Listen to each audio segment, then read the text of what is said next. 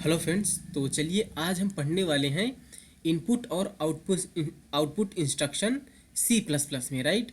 तो इनपुट और output instruction का मतलब देखिए यहाँ पर ये है कि हम किस तरह से यूजर से इनपुट ले सकते हैं। जब भी हम देखिए प्रोग्राम बनाते हैं तो हो सकता है कि वहाँ पर हमें कुछ वैल्यूज़ को इंटर करवाना हो, कुछ वैल्यूज़ को इनपुट करवाना हो यूजर से, या उन वैल्यूज़ को इनपुट कराने के बाद हमें उनकी वैल्यूज़ को प्रिंट करना हो। तो वो काम हम किस तरह से करते हैं उसे ही हम बोलते हैं इनपुट और आउटपुट इंस्ट्रक्शन। तो पहले हम इनपुट इंस्ट्रक्शन की बात करते हैं, जिसमें हम सीखेंगे कि हम किस तरह से यूजर से इनपुट लेंगे। तो यूजर से इनपुट लेने के लिए यहाँ पर देखिए क्या करना पड़ता है, एक ऑब्जेक्ट का यूज़ करना पड़ता है और एक ऑपरेटर का यूज़ करना पड़ता है।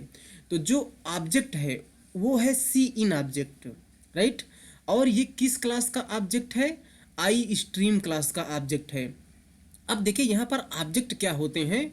अगर आपने सी लैंग्वेज पढ़ी है तो वहाँ पर आपने स्ट्रक्चर का कॉन्सेप्ट पढ़ा होगा। ओके। सिमिलर कॉन्सेप्ट स्ट्रक्चर का सी प्लस प्लस में भी होता है, बस थोड़ा सा उनमें माइन्यूट डिफरेंट होता है। ठीक है। और सी प्लस प्लस में स्ट्रक्चर की ही तरह एक क्लास का कॉन्सेप्ट है। तो जैसे हम स्ट्रक्चर जब बनाते हैं, स्ट्रक्चर का यूज करके हम वेरिएबल्स बनाते हैं, है ना। तो जब हम क्लास बनाएंगे सी प्लस प्लस में और उस क्लास का यूज करके कोई भी वेरिएबल बनाएंगे तो उसको हम बोलते हैं ऑब्जेक्ट, है ना। तो हम जब क्लास का यूज करके वेरिएबल बनाते हैं तो उनको हम वेरिएबल ना कह के क्या बोलते हैं? ऑब्जेक्ट बोलते हैं। तो यहाँ पर जो आई स्ट्रीम है वो क्लास है। अच्छा, क्लास और ऑब्जेक्ट का कॉन्सेप्ट हम लोग आगे अपने अपकमिंग वीडियोस में बहुत अच्छी तरह से सीखने वाले हैं। ठीक है। तो यहाँ पर हमें सी इन ऑब्जेक्ट का यूज़ करना पड़ेगा और ये आई स्ट्रीम क्लास का ऑब्जेक्ट है। ठीक। और सी इन के साथ में हमें एक एक्सट्रैक्शन ऑपरेटर का यूज़ करना पड़ेगा और एक्सट्रैक्शन ऑपरेटर ये है, ये एरो एरो वाला ऑपरेटर है, डबल टाइम्स। ओके। और ध्यान रखने वाली देखिए बात यह है कि जो ये सी इन और ये एक्सट्रैक्शन ऑपरेटर हैं, ये कहाँ पर डिक्लेयर किए गए हैं? IO stream dot H header file में, है ना। हमें बहुत अच्छी तरह से पता है कि जब भी हम कोई प्रोग्राम लिखते हैं तो उसमें जितने भी एक्शन स्टेटमेंट हो या डिक्लेरेशन स्टेटमेंट हो, सबका मतलब कंपाइलर को पता होना चाहिए। तो हम लोग क्या करते हैं, जब हम कोई प्री डिफाइंड चीज़ें यूज़ करते हैं, जैसे यहाँ पर हम लोग सी इन और एक्सट्रैक्शन ऑपरेटर को यूज़ करने वाले हैं, तो इनका डिक्लेरेशन जहाँ भी होगा जिस भी हेडर फाइल में, उस हेडर फाइल को हम क्या करते हैं अपने प्रोग्राम में इंक्लूड करते हैं। आपने देखिए सी लैंग्वेज तो पढ़ी होगी, सी प्लस प्लस पढ़ने से पहले तो मैं ये मान के चल रहा हूँ। तो वहाँ पर भी आपने, अगर आप प्रिंट ऑफ स्कैनअप यूज़ करते हैं तो वहाँ पर है ना stdio.h इंक्लूड करते हैं, या गेट सी एच यूज़ करते हैं, क्लियर स्क्रीन तो वहाँ पर conio.h हेडर फाइल को इंक्लूड करते हैं। सिमिलरली अब अगर आपको सी इन और एक्सट्रैक्शन ऑपरेटर का यूज़ करना है तो आपको ये वाली हेडर फाइल क्या करना पड़ेगा? इंक्लूड करना पड़ेगा अपने प्रोग्राम में। राइट। अब चलिए हम देखते हैं कि हम इनपुट करते किस तरह से हैं। तो देखिए यहाँ पर हमने 3 वेरिएबल बनाए हैं, 2 वेरिएबल इंटीजर टाइप का, एक वेरिएबल डबल टाइप का। ठीक।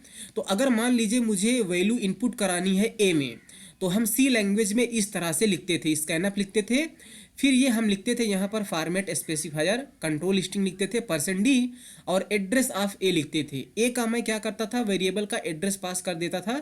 तो इस तरह से हम सी लैंग्वेज में इनपुट करते थे। लेकिन सी प्लस प्लस में आपको ये कंट्रोल स्ट्रिंग यूज ही नहीं करना है, डायरेक्ट आपको इस तरह से इनपुट लेना है। आप लिखेंगे सी इन ऑब्जेक्ट, फिर लगाएंगे आप एक्सट्रैक्शन ऑपरेटर और ए लिख देंगे, तो ऑटोमेटिक जो भी वैल्यू आप इंटर करेंगे वो ए वेरिएबल में चली जाएगी। इसी तरह मान लीजिए आपको ए और बी में अगर इनपुट करना है तो सी लैंग्वेज में आप इस तरह से यूज करते थे, 2 बार आप format specifier, control string %d% लिखते थे, है ना। लेकिन अगर आपको सी प्लस प्लस में करना है तो इस तरह से आप इसकी कैस्केडिंग करते हुए चले जाएंगे, है ना। आपने लिखा C in extraction operator A, extraction operator B, तो जो भी वैल्यूज इनपुट होगी वो ए और बी में चली जाएगी। जो पहली वैल्यू आप इनपुट करेंगे तो ये ए में जाएगी, जो दूसरी वैल्यू आप इनपुट करेंगे वो बी में जाएगी, है ना। तो इस तरह से आप आगे बढ़ाते जाइए। मान लीजिए 3 वैल्यू आपको इनपुट करना है, तो यहाँ पर देखिए हमें जो कंट्रोल स्ट्रिंग होती है सी लैंग्वेज में इनपुट करते समय, उसका हमें ध्यान रखना पड़ता है कि कब मुझे %d लिखना है, कब मुझे %c लिखना है, कब मुझे %f या LF लिखना है। लेकिन C++ में आपको इन सब चीज़ों का ध्यान ही नहीं देना है, सिर्फ सी इन ऑब्जेक्ट का यूज़ करना है और एक्सट्रैक्शन ऑपरेटर लगा लगा के आप इनपुट कर सकते हैं इस तरह से। ठीक, तो ये बहुत ही सिंपल है। तो जब भी आपको वेरिएबल्स में इनपुट कराना हो, आप वेरिएबल को डिक्लेयर करिए और इस तरह से जितने भी वेरिएबल को में वैल्यू इंटर करानी है आपको कराते जाइए। ध्यान यहाँ पर आप ये रखना कि यहाँ पर हमने देखिए एड्रेस ऑफ सिंबल का यूज़ नहीं किया है, डायरेक्ट हम वेरिएबल का नाम लिख रहे हैं, है ना।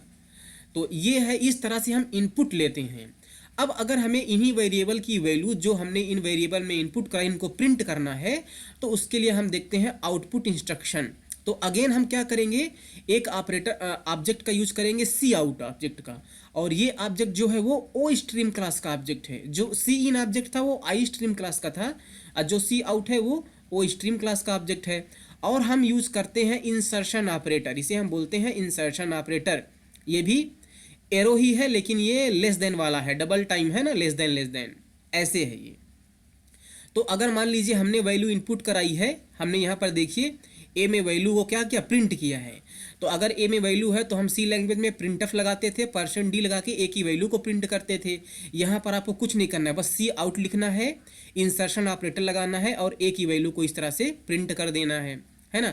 अगर आपको मल्टीपल वैल्यूज़ को प्रिंट करना है तो आप इस तरह से इंसर्शन ऑपरेटर को यूज करते हुए चलते जाएंगे, है ना। अगर आप मान लीजिए इस तरह से हेलो वर्ल्ड प्रिंट करना है तो आप प्रिंटफ लगाते थे। तो सी आउट से आप किस तरह करेंगे, देखिए हमने लगाया सी आउट ऑब्जेक्ट, फिर लगाया इंसर्शन ऑपरेटर, और डबल कोट्स के अंदर जो भी आप लिखेंगे वो एज इट इज प्रिंट होने वाला है ना। डबल कोट्स के अंदर सी आउट के साथ में इंसर्शन ऑपरेटर के साथ में जो भी आप लिखेंगे वो एज इट इज प्रिंट होगा। बस कोई स्पेशल कैरेक्टर आपको नहीं लिखना है, जैसे बैकस्लैश जो कि लाइन चेंज कर देता है ना।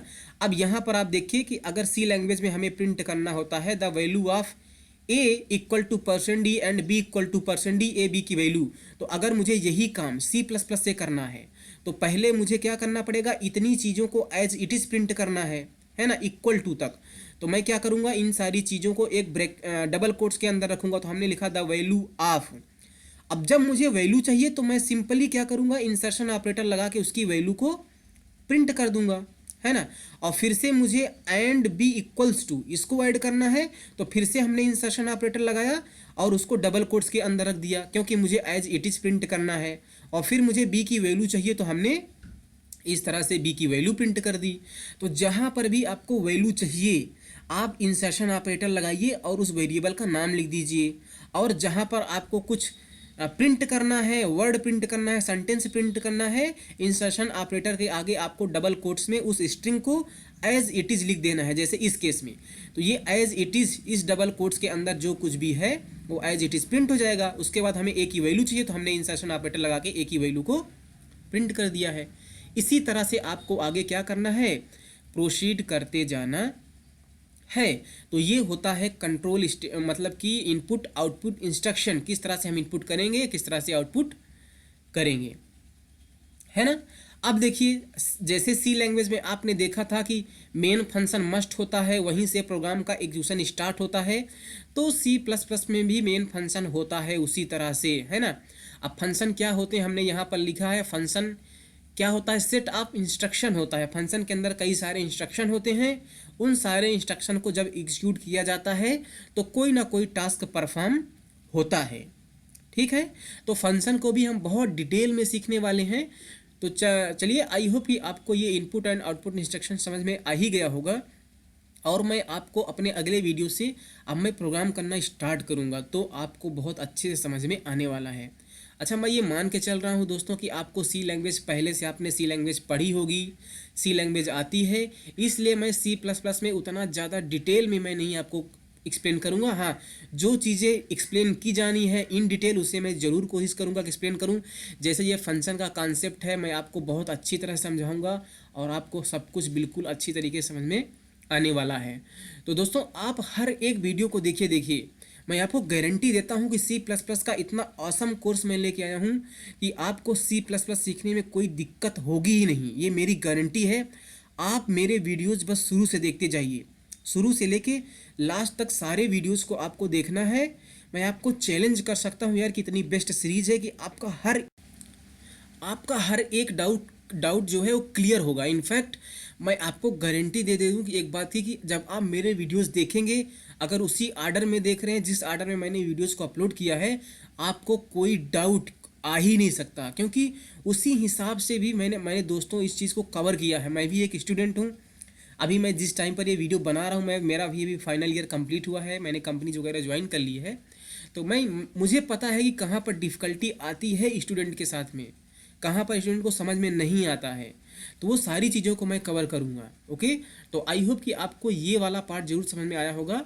और अपने अगले वीडियो से हम प्रोग्रामिंग स्टार्ट करेंगे, कंपाइलर पे कोडिंग स्टार्ट करेंगे, तो आपको और अच्छे समझ में आएगा। So thank you so much, bye bye.